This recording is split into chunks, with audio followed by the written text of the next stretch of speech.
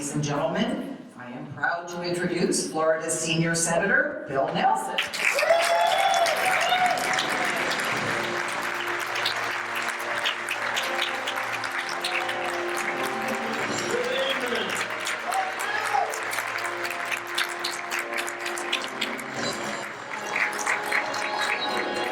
Sounds like Star Wars. An election is like driving a car. If you want to go forward, you put it in D. If you want to go backwards, you put it in R.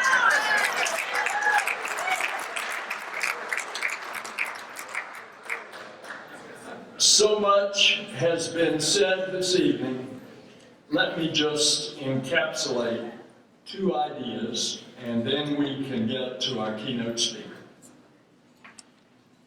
The name has been rung out for the first time for the Democratic Party all across the country, and this is the first, Kennedy King Annual Banquet. Kennedy and King were both at their ascendancy in the decade of the 60s. That was a tough decade. First of all, after the young president had been elected, he faced immediate crises, not the least of which was when the Soviet missiles were on a ship on the way to Cuba. We were facing mass annihilation by nuclear war.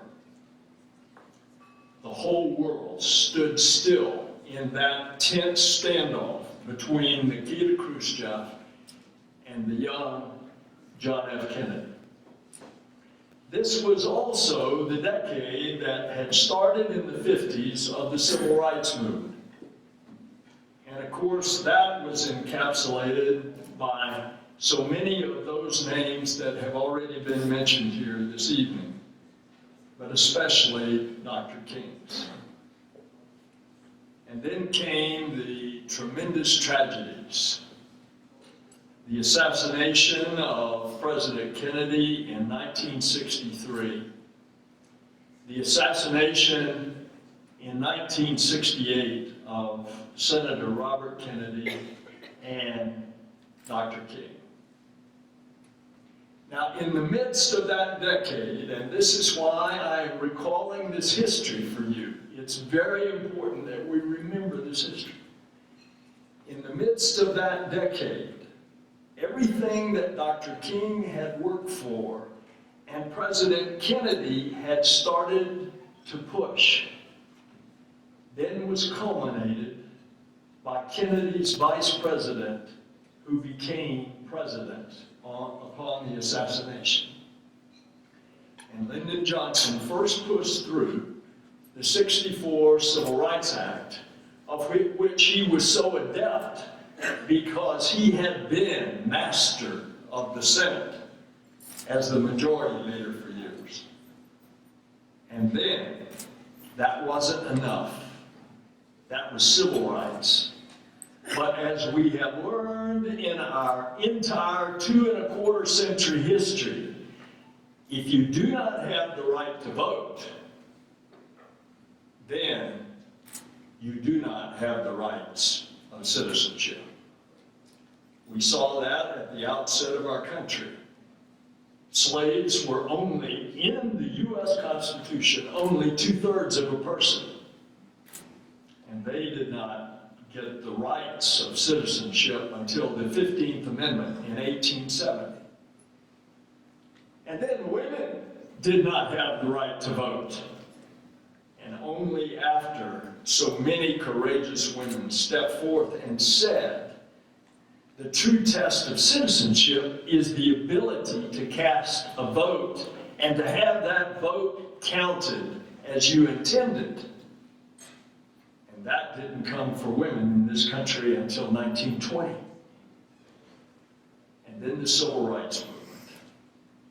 Because African Americans had been discriminated against with things like poll taxes and all kinds of subtle things that stopped them from voting.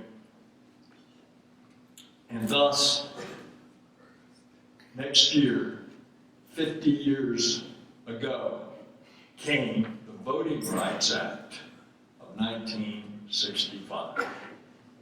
Now, the reason I'm recalling this history for you, because what has happened to us in this state 50 years later. We have seen our ability to cast our votes impeded. We've seen it in very subtle ways. We've seen it, for example, after the debacle of a presidential election in 2000, when Florida became the laughingstock of the country. We saw a legislature that stepped up and said, we're going to make it easier to vote. And thus, the old absentee ballot, where you had to swear that you were going to be absent on election day to cast that ballot, became a ballot by mail. And voting also was extended into the days before an election. And thus Florida started to set the trend in the country. But look what has happened in the last 4 years under this current administration.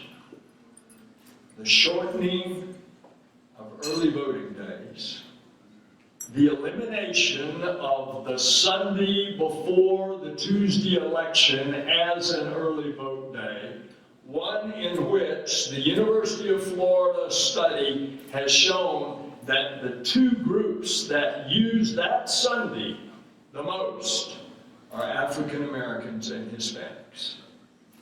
And then look at the attempts at suppressing the vote among young people off at college by suddenly changing the residency so that if they get excited at their school, want to register, go down to the local supervisor of elections and register in that college town in Florida. When they appear on election day, if their identification, which is often their address, shows a different county, which it likely does because it shows where they grew up, they are not given a regular ballot, they are given a provisional ballot. And we know that over half the provisional ballots over the last 2 election cycles were not counted in Florida. And then how about what this governor and these past Republican legislatures have done to organizations like the League of Women Voters, who have been registering voters in this state for 72 years. And they said, no, if you get a signature, you have to turn it in within 48 hours to the supervisor of election, including over the weekend, which obviously you can't, with all kinds of criminal penalties, of which the League had to step back. They beat it in federal court, but that was a year and a half later, with a year and a half of voter registration lost. This is what we're dealing with. 50 years after the Voting Rights Act of 1965 was given to our citizens.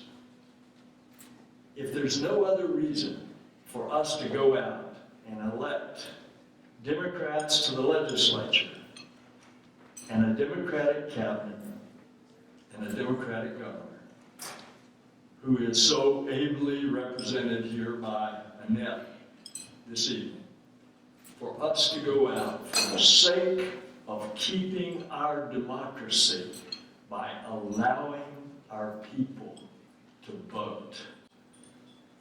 That is enough that ought to motivate us.